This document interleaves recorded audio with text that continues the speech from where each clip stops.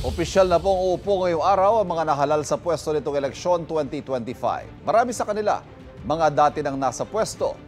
Ang hiling ng ilan nating kababayan, tuparin nila ang mga ipinangako sa kampanya at mas pagbutihan ang dating nagawa na. May unang balita si Rafi Tima.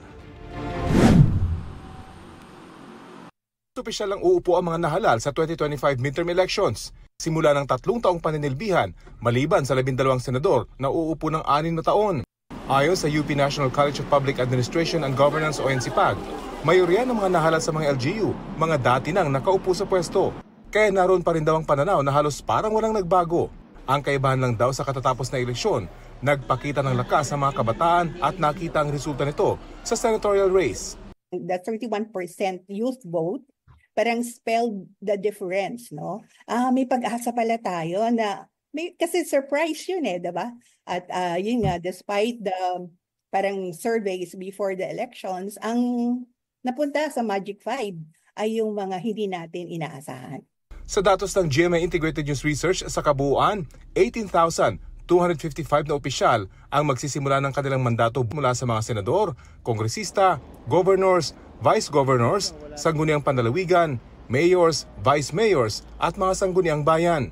Mas marami ng 155 opisyal ang nahalal ngayong taon kumpara noong 2022 dahil sa isang bagong nadagdag na probinsya at 8 bagong munisipalidad.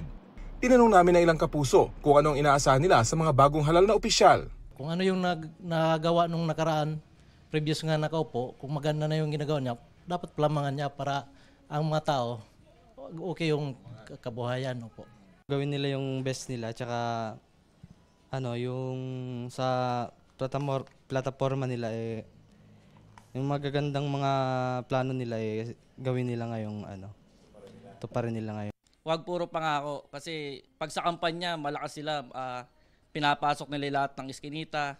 Pero pag nanalo na, hindi nila mabisita kung sino nasa laylayan ng lipunan. Inaasahan ko sana magkaroon ng trabaho yung mga nahihirapan makahanap ng trabaho. Lalo na yung mga katulad ko na 21 years old, gano'n.